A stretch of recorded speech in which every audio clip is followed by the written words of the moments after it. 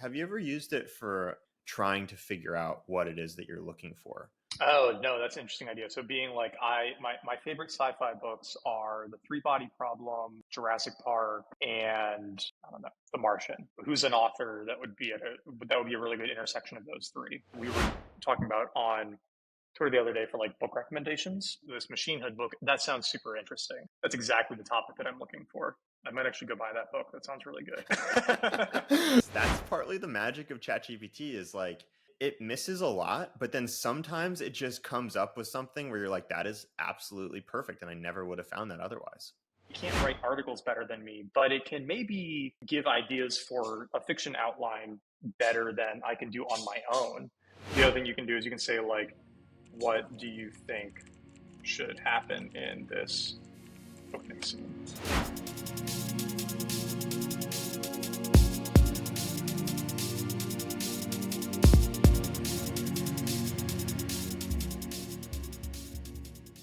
Nat, welcome to the show.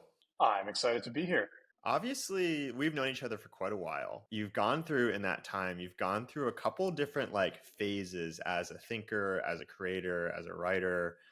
And I think when I met you, you were just coming out of the sort of like marketing growth kind of phase, and you were entering in your tools for thought and like Rome phase. You've subsequently gone into crypto. You're writing a book about that, which is super exciting, or you've written a book and it's coming out soon. And now you're into books. And I'm just very excited to have you on this show because I think you're just one of those people that thinks really deeply about how to use software to help you think for productivity purposes. I think like you were one of the first people to discover Rome and really popularize it. You had that like amazing Rome course. I did an interview with you on your Rome system, and I'm just like, I actually owe that to our mutual friend Adam, who originally turned me on it. Another part of this Twitter gang. the one of the first every employee, the first real every writer, Yeah, Adam yeah. Kiesling. And so, yeah, I just have a feeling that you have some interesting ways of thinking about this and interesting ways to use it to extend your mind and your creativity. And so I'm really excited to get to talk to you about it. Sweet. Yeah, I'm excited that you're doing this because I have found some good use cases for it, and it has slowly trickled into being a daily driver phone home screen app. But I am also occasionally impressed by ideas other people have had for how to use it too. So it does feel like we're just very in the early days with discovering, how can we use this strange thing, which is fun. We haven't had a lot of tools like that in recent history. I sort of think all of the things that we thought, in the note-taking days, like the Rome Research or Evernotes of the world would do for us in terms of a second brain, like that's actually, a lot of it is actually happening. Like the bidirectional links was like not it. This is it, Yeah, yeah, yeah. No, these are true tools for thought in the way that note-taking apps can never really be. Totally. Totally. So let's dive in. Like, how do you use ChatGPT? Take us through some use cases. So it looks like you're using it for getting book recommendations. I know you've been trying to write a sci-fi novel and you're looking for some inspiration. So you went to ChatGPT and you wrote, is there anyone today writing great near-term hard sci-fi science fiction without involving space like Michael Crichton? Like, why did you write that? Why did you originally go to ChatGPT in the first place to ask that question? It's the kind of sci-fi that I find the most interesting, and and I was like, okay, well, if I'm looking for more writers like this, what would be a good place, or who would I ask? And the places I would normally ask would be Reddit, Twitter, or Google. And with Google, you've kind of got to like open a few links and cross-reference between them. And then like with Reddit, you might have to do the same thing. Twitter, you've got to wait for responses. Reddit, if you post a question, you have to wait for responses. This is just like much faster because I assumed the information was out there somewhere. And it did a pretty good job, right? And the nice thing is, like, you can always say, like, okay, cool, can you give me 5 more? And it'll go out and grab more of them.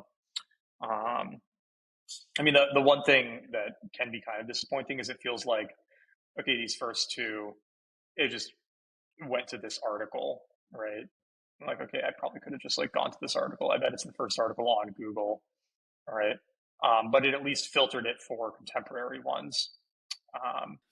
That's a thing that if you Googled for it, there might be an answer if someone has already created a list. But for a lot of those kinds of queries, like for you, it's like that does not involve space. Like there's probably no list that's like specifically Michael Crichton, Michael Crichton like writers who've written about things that don't involve space. Like I don't think that's a pre-existing thing. And yeah, sometimes if you're a creative person, you're like you want to find examples that fit this one of one type category that cuts across lots of different categories, that like it cuts across lots of things that people may have composed into lists, but it's not, there isn't one list, because like that's so specific to you and what you like. And I think ChatGPT is like really incredible for surfacing things like that, because it can go through all the lists that have ever been composed and filter it automatically for this one of one category that you just came up with. Yeah, and I also just don't trust Google results. And so I'm sometimes disappointed when it just uses Google results for the answers because, so like you were saying, I used to work in marketing and I specifically work in search engine optimization. And like most of the results on Google are not the best answers to a question. They're the ones that are like best engineered to be there. And so it's hard to find actually good information. You used to be able to go to Reddit and find it, but even Reddit is being engineered now for SEO. So there is a little bit of a like, okay, how do we surface good information, not just well engineered information? And I think it is at least a little bit better than just going off of search results. And it certainly helps to filter them, right? Because that other list had 10 people, but this one has filtered it down based on the criteria of like being alive and not talking about space too much. And I think that's a good note for a tool like this. It is sometimes nice that it uses web browsing, but when it does web browsing, it's going to the results it gets are going to have a really big impact on the quality of the response it returns.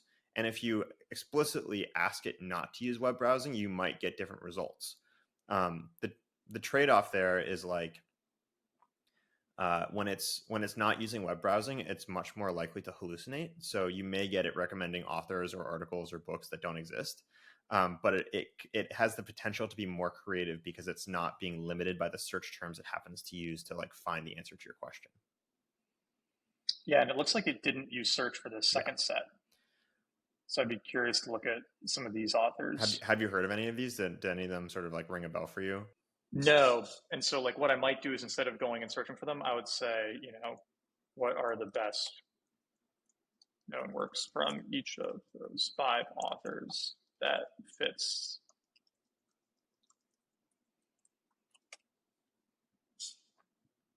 And then just kind of see what it comes back with. Now it's browsing, so it's going to be pretty likely to probably find something real or say, hey, by the way, I made that person up.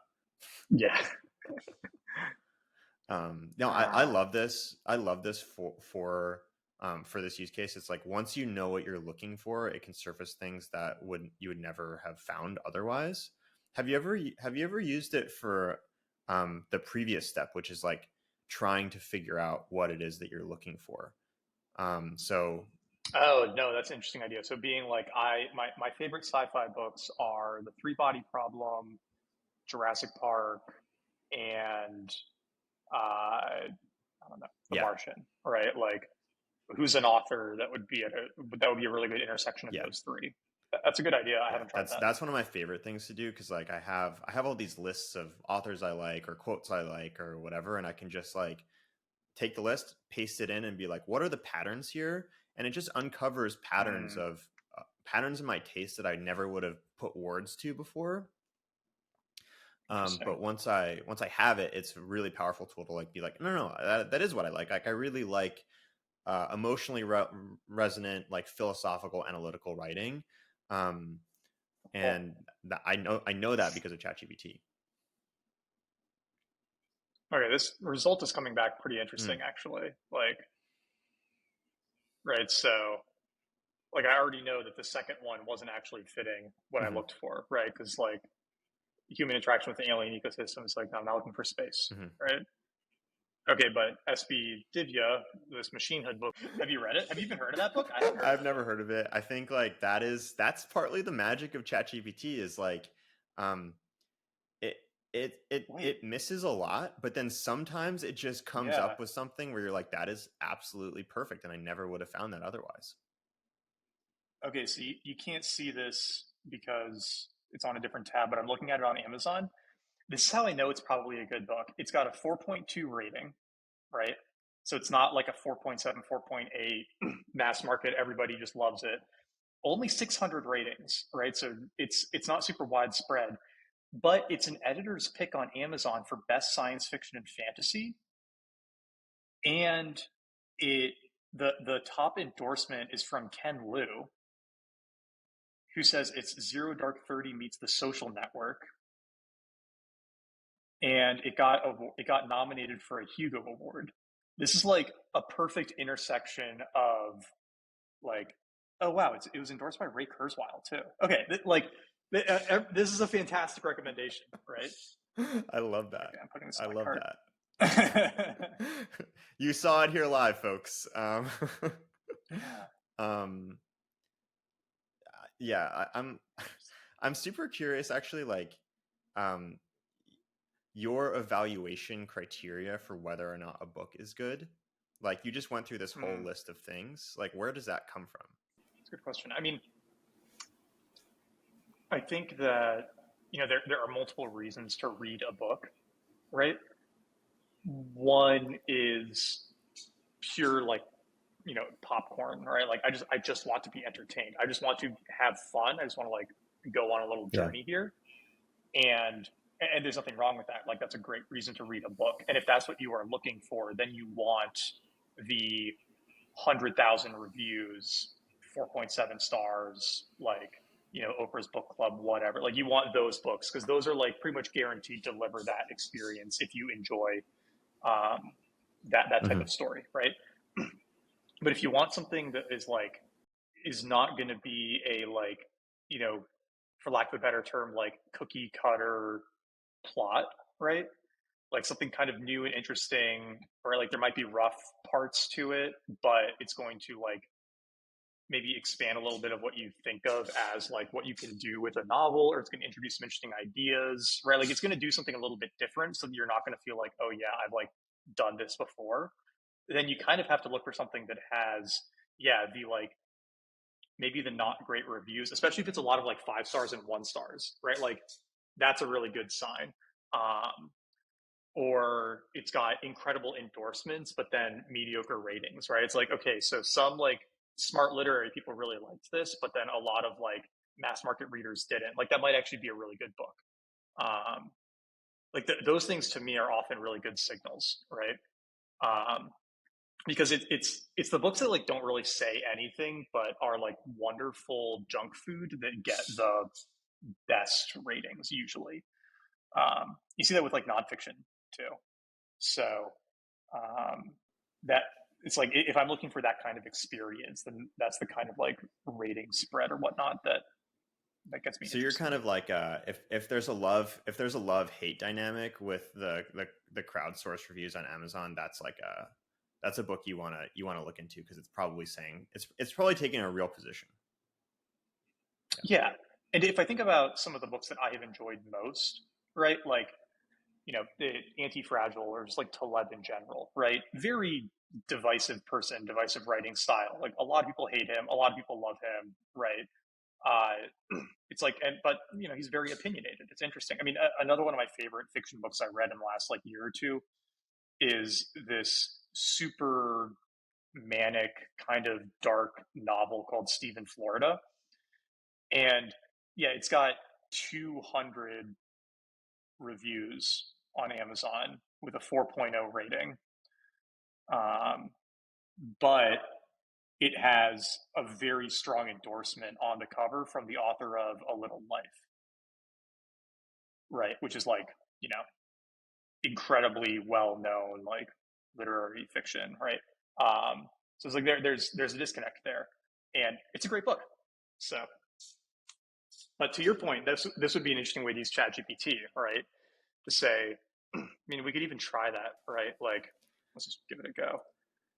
I really enjoy manic dark fiction like Infinite Jest, Choke, and Stephen, Florida. What?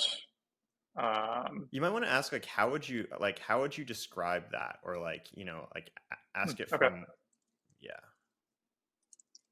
How would you describe the overlap? How would you describe the taste in books for someone who really likes Infinite Jest, Choke, Fight Club, Stephen, Florida?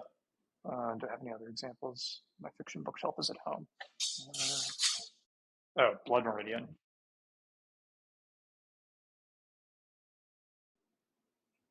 That's a really good description. I really Isn't love it? that. Like that bottom one, Yeah. intellectually challenging, offer unconventional narratives, and don't shy away from darker or more complex themes. Like one of the things that I get from this actually, which is like so interesting, is it's a huge part of how you write too.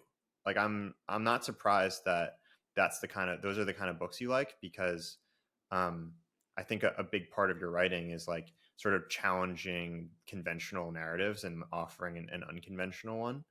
Um, and yeah, I think your writing is highly intellectual. It's a really interesting thing. Yeah, this is super powerful, right? It's like, a great way to expand your your readership. I also like, honestly, that sometimes these things, or whatever. An interesting way for me, another follow-up interesting question for me to ask would be like, who are some women who fit this theme, right? Or who are some like Asian writers or Indian writers or Russian writers or something who like fit this theme? Because it's like I mostly read American white guys, and like it's not like a deliberate choice. It's just like what ends up coming in front of my view.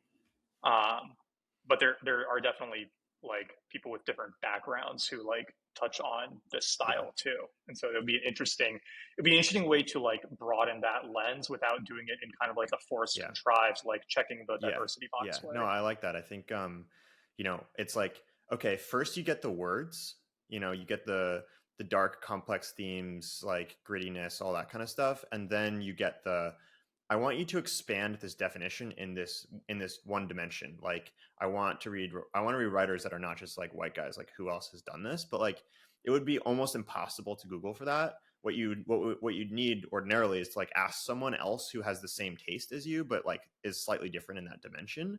And I think, you're right. Like ChatGPT, say that again. Exactly, it would be hard to find, but ChatGPT is that person. Yeah, totally. Okay, I should show you some of these other I just want to see. quickly. So I guess like see what do you think about, like, have you read above it said Don DeLillo, Thomas Pynchon, now it's saying Margaret Atwood, Toni Morrison, like. See, this is interesting. Toni Morrison and Octavia Butler have both been on my like list to get to at some point. And so it's like, it's kind of confirmation, right? Yeah. Like, Margaret Atwood, obviously I know of her, but she hasn't been on my list as much. And then Joyce Carol Oates, I have like her, I have her short stories on my shelf at home, but I just haven't. Lydia Davis is great. I really, I love her short stories. They're really good. Dude, I don't like reading short stories. I don't know if that's weird. But I was the same way, and then I read some Lydia Davis and Ted Chiang, and I was like, oh, I actually like short stories. Okay, cool. Cool. But yeah, let's move on. So you're using it to help you find new things that are sort of on the same vibe of things you like. What else are you using it for? Okay, I mentioned this one. I just want to bring it up in case nobody else brings it up in these interviews. It's so good for recipes. So basically I was like, I have a bunch of ground pork in my freezer because my friend gave me a quarter pig. And I was like, okay, I want to make a stir fry, or I just want to make something with this, like Asian style with rice. I also have a bunch of green onions in the fridge. So like, give me a recipe. And it did. That's amazing. Like a very simple stir fry. and I changed some things out here. Like I just didn't use vegetable oil. I used like ghee Hmm. instead. But like this isn't a complex recipe. It gives you all the instructions. You don't have to get through 2,000 words of someone's life story to get to the Right. recipe. Um, and it's good. Like I've cooked this a couple of times now. It's a great Mm. recipe. But here's the really fun thing, okay? Because like this is all I gave, right? Right. Asian ground pork, good with rice, green onions, and it comes back with this. The problem was I didn't have any hoisin Mm. sauce, so I said I don't have hoisin sauce. Can you modify the recipe? And it's like, yeah, no problem. And it replaced it with brown sugar, which is apparently a good substitute, Interesting. which I didn't realize. And then everything else is the same, but it's like, all right, cool. Like you've got this recipe, it needs to be modified, and it can just do it on the fly. And the thing I haven't tried that I bet would work is if you take a picture of a recipe with your phone and Hmm. upload it and say, hey, can you extract this recipe and then modify it to replace this ingredient because I don't have it? I bet it Right. would work. I haven't tried that. But if you're working with a cookbook, I'm sure it It could do it. definitely, it definitely will. It's the vision stuff is so Yeah. good, and it's so useful for stuff like that. So yeah, it's like if you've got stuff in your freezer that you haven't put to work yet, or like you want to try new recipes but don't want to flip through a cookbook. I mean, this is really really Mm. powerful. Um, it's awesome. I love cooking with it. That's amazing. Um, I saw up like sort of, if you scroll up on your sidebar, I think I saw something like recipe related in your custom GPTs. Is that, did I remember that right? Oh no, I Oh didn't. no. Okay, so this is just something else I've Okay. been playing with is on the like book Mm. notes. So like because I have like 300 of my book notes published on Hmm. my site, so I've been trying to work on a custom GPT to like surface That's results so from them. cool. Is it working? Um, what are it's close. It sometimes has this issue. Let's just see if it works. How do you uh, reduce anxiety? And the way I have it set up is it looks through. Right now, it's just going to the web version, but eventually I'll upload Mm. all of them, so it'll just be able to Hmm. search. But what it does is it goes through like all of my 300 notes pages, finds them, and then pulls out the like relevant Mm. piece from that book and then links to Hmm. that book. So you can be like, oh, this book seems to be talking about this idea. Like if I want to explore it further, like here's a great place to That's start. fascinating. Um, Do you find yourself using this? no, one because it's not totally Yeah. working yet, but two because I want to make it part of my like book influencer Mm. thing. So basically, I want to have this as something that people who follow me on TikTok and Instagram can like go use if they're ever looking for book That's really cool. recommendations. Because people ask me Right. all the time in my comments on videos, they're like, "Oh, can you recommend a book on Right. XYZ?" And it's like I can't respond to all Mm. of them, but they can come Mm. here and they can plug in a question, and it'll tell them every book I've read that touches on that topic if they want to go like That's pick really one. cool. And it links them to like my notes on that book, so they can go see all the notes. They can see my review of the book, everything. And look, this is a pretty good result, I right? love that. Yeah. Yeah. And like the first thing that came to my mind was 10% Hmm. happier, but like, oh, deep work talks about anxiety too, and like work clean is not one that I would have thought of, but it Yeah. totally does now that it's mentioned it. One thing you could do, which could be kind of fun, is you could load into a GPT your list of books that you've read, like one sentence about what you liked or didn't like for each book, which would fit into one prompt. Mm-hmm.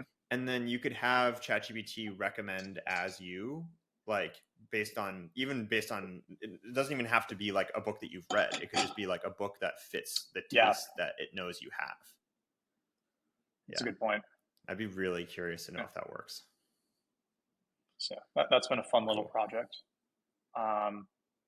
Let me see. There's a couple other little ones I wanted to quickly show you. Okay. Yeah, if you've got something, so if you have like data that you just want formatted in a slightly different way, like these are timestamps for a YouTube video, pasting it in and saying, can you put brackets around the times and remove the spaces is like way faster than doing it yourself, which is like a silly thing, but it's helpful. Yeah. I do think There, like ChatGPT is like really good for, there are all these things that we do in life that we're doing subtle translations for. We're subtly transforming a piece of information that's in one format into another format. And like, computer language was developed, or machine learning was developed in large part to do like actual translation between like English and French, or like French and German or whatever. But I think it turns out now that we have language models that work really well, that there's a lot of translation that needs to happen between English and English. And sometimes it's like between just like one format and another. Sometimes it's like there's a subtle way that people in tech talk, for example, like if you're trying to write a product spec for a piece of software you're building, and if you're not a tech person, you can't write that, but now you can. And I think that's so powerful. I agree. Okay, another quick one. Barbet type things. It's really good for. So I was having this conversation with my friend Neil. It was like, there will be probably within our lifetime companies that build businesses around converting atmospheric CO2 into like stuff. Because all you have to, like, if you just pull off the carbon atom, then you could like use all those carbon atoms for like something else, right? And that would be like one way to try to reduce carbon dioxide in the atmosphere. Or, maybe it'll just be profitable to do it. I don't know, right? And so I was like, well, how much air would you need to make a diamond, right? Like, could you have a business that just captures CO2 and then like poops out diamonds and oxygen? Like, on the like physics level, it should be possible, right? But is it energy efficient? Whatever. And so I was like, well, how much air is it? And it just like does all the math, right? Just like really, really amazing. Cool. It walks you through every step. And dude, the volume of air is much smaller than I expected. It's a little less than a cubic meter. And so then I said, okay, well, how much CO2 does a person exhale in a day?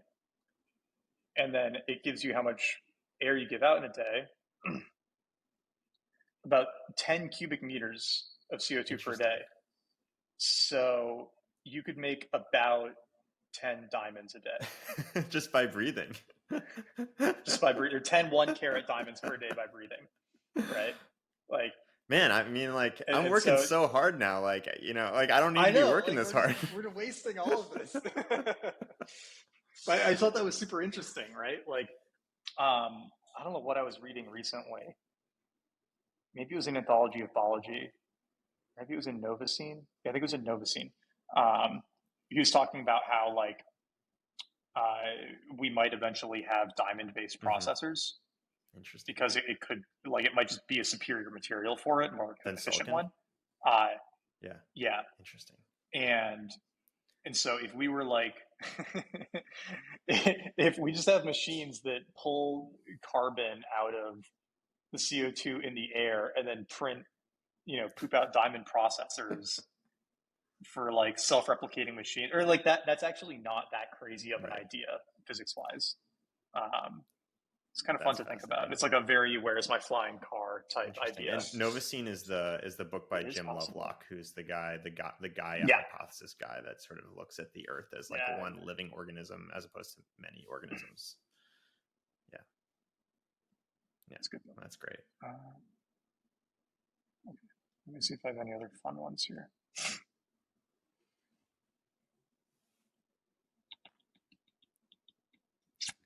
I've used it for news stuff sometimes. So that's helpful. Because like I literally I don't follow any news stuff. Like I just don't let it into my life. But sometimes I'll hear something mentioned by a couple of people. But I don't want to go to New York Times or whatever. I don't want to go read a piece on it. So I'll just ask ChatGPT to like summarize the information for me. I love that. I honestly did that recently when I had to write a summary article of what happened at OpenAI Dev Day. And like I started by just being like, what happened? Even though I was there, it was really helpful, because it just like puts it all into a format that makes it easy to be like, oh yeah, that happened. I need to put that in there. Yeah. I think that's really smart. I can keep doing. Yeah, let's keep going. Like, scroll up. If you don't mind, like, I would love to just like look through it and see if I can pick through anything that looks kind of interesting. And if you don't want to show us anything, like, that's totally fine. Yeah, totally. It's great for writing. Yeah. How do you use it for writing? Do you have any examples of that? Yeah. So I've been doing a lot. So I haven't found it very useful for nonfiction writing, to be honest. And like, saying this with the utmost humility. I think it's just because I'm like much Hmm. better at it Yeah. than it is. And so like if I need something explained, it can be helpful. Like, how would I describe this Right. thing, or like, so I can fact Hmm. check myself. But like actually writing, I haven't found it very useful. But with fiction writing, I found it more helpful just because I'm like much weaker Hmm. there. And this is one good example, right? Which is like this emotion comes up kind of often, right? Like I feel a sinking feeling in Hmm. my stomach, but you don't want to write that 10 times Right. in a book, right? Or like 20 Right. times in a book. And so it's really, really helpful for alternative ways to describe Mm. things. Mm. Um, and some of them are like a little contrived, right? A heavy sensation weighed up down my insides, right? Like it's a little weird, but um, and even some of these can be modified to be better, right? Like I was stricken with nausea, or a pit formed in my stomach, right? Stomach dropped, right? These are all like good Yeah. alternatives. So it's very helpful for that. I've been using it for, I don't know if I want to show this one on the chat, but I can describe it, right? Like um, basically like pasting in details on a Hmm. scene in a Hmm. novel, and then asking ChatGPT what questions it has about that Mm. scene is really helpful. What's helpful Maybe we about can it? just do one live Yeah. quickly. Yeah, Yeah. let me just show you. I'm working on an opening scene for a sci-fi novel. Let's see, I'm working on a sci-fi novel where uh, what happens in the sci-fi We could novel? even like take a chapter of a book that you have that's like already a released book and just paste it in there if you have one available. Oh yeah, I mean we could just um, okay. Let's just take Fight Club, right? I'm working on a novel where the man disenfranchised with society and slightly psychotic starts a secret underground fighting club with other men as a dark form of therapy. His best friend turns out to be a hallucination. Spoiler alert. Of his imagination. In the opening scene, he is flying home from a business trip and discovers, I don't remember if this is opening scene or not, that his apartment has exploded.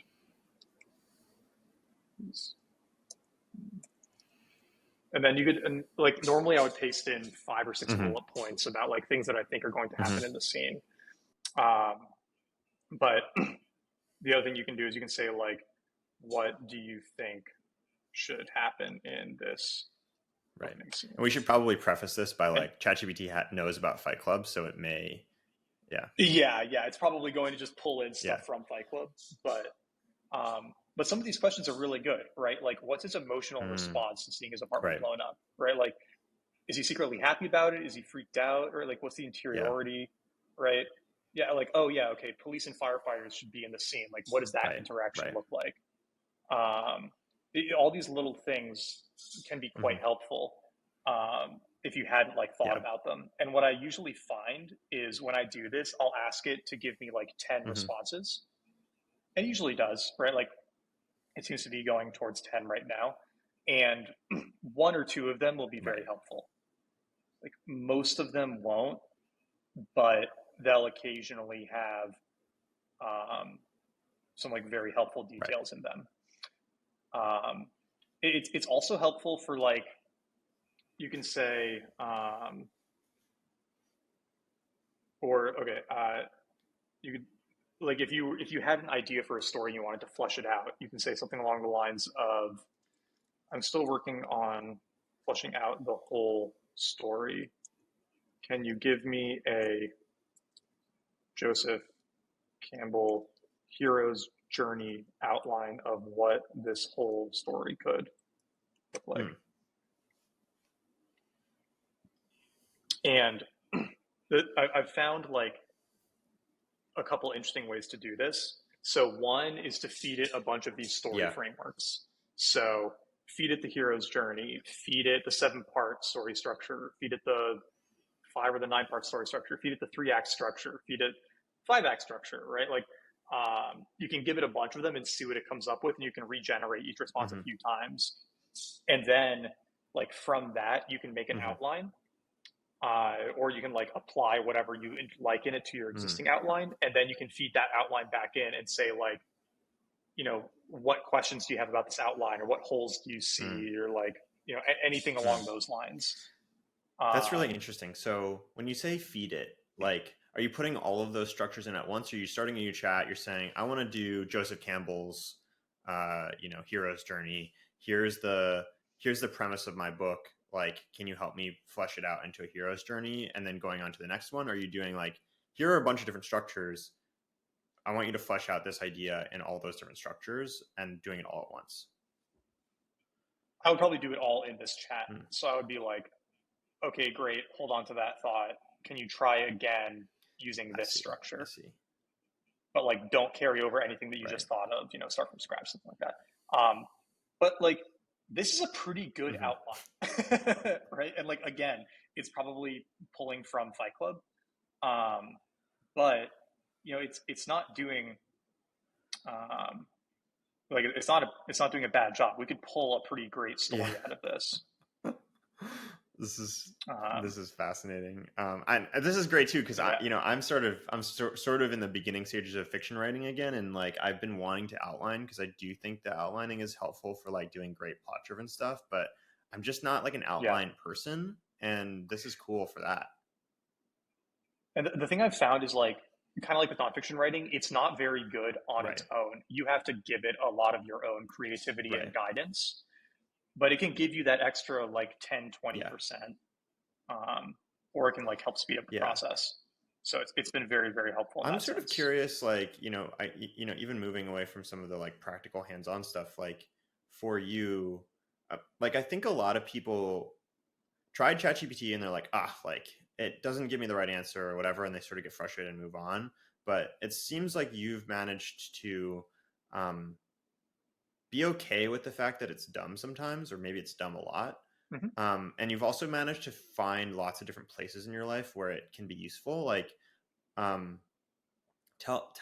me about that. Like, tell me about the mindset that you have to learn to use this well.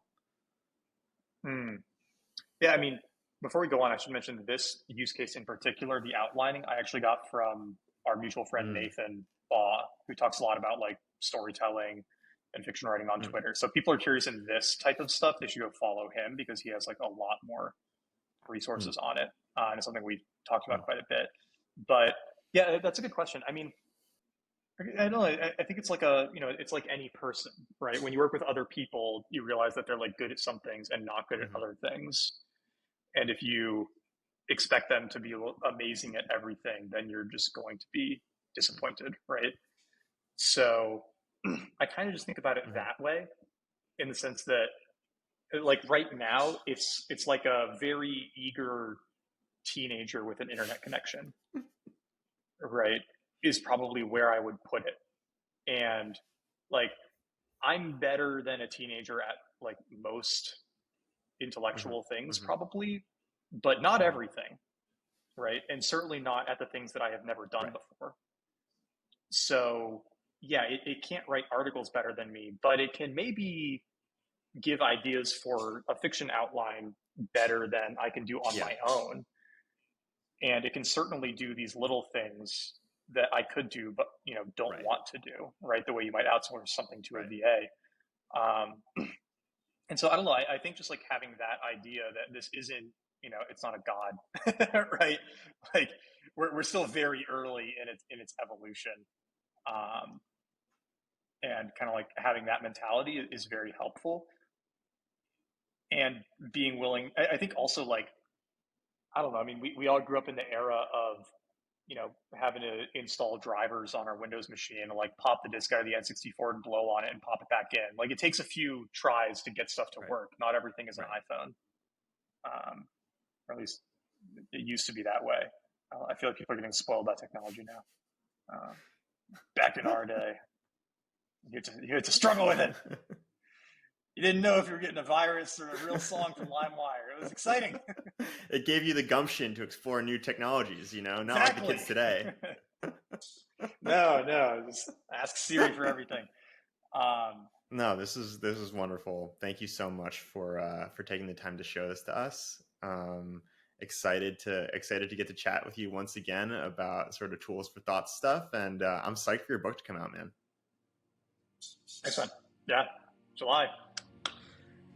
It's coming up soon. All right. Thank you. Yeah, thanks, dude.